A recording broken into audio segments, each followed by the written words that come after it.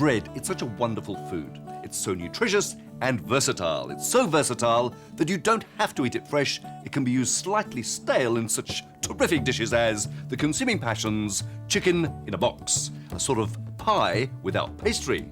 First, to the bread. A large loaf of bread has the crusts cut off. And look for a real bread, one that has weight and substance. And the crusts may be made into breadcrumbs. Nothing is wasted. Once decrusted, the bread is cut into large cubes, one per person. Then I cut in a square into each one, leaving a centimetre or so all round, and I pull out the centres, scraping out the breadcrumbs which will be used in the recipe. Now, you could try doing this with fresh bread, but you might find the whole thing falling apart on you. Try not to cut right through to the board. We still need to leave a base in the bottom of the box. Now, the cavities don't have to be too neat. Once done, the box is coated with a little oil, olive oil preferably, either by brushing or you could use one of those clever sprays. Then they're put into the oven, about 200 degrees C, until they're just brown and crispy on the outside. To the chicken, I use boneless, skinless meat from the leg, which I cut into small pieces.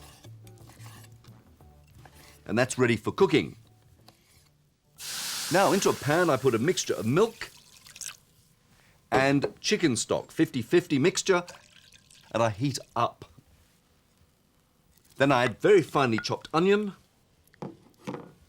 a few cloves, just 3 or 4, and I cook for a few minutes to reduce.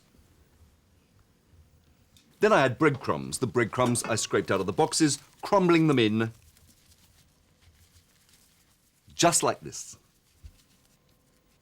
This will make a sauce, just like the traditional bread sauce which used to be served with chicken and turkey in Old England.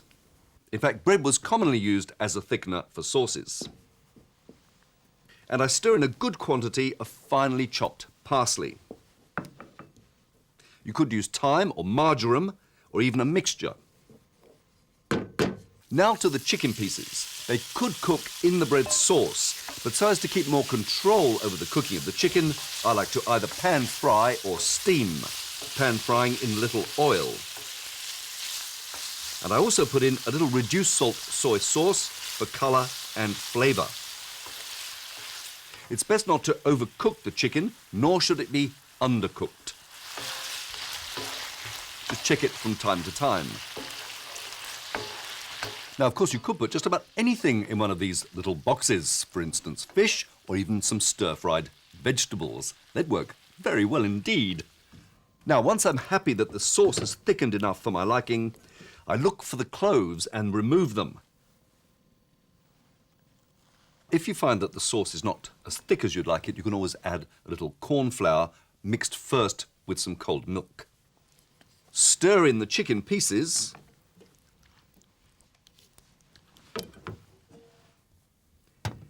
And then fill the boxes hot from the oven.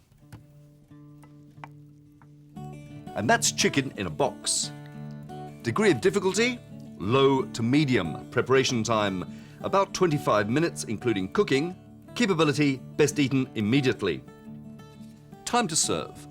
I put down on a warm plate a bed of mashed potatoes, topped with the chicken in a box, some extra chicken and some extra sauce, and possibly a garnish of a little parsley.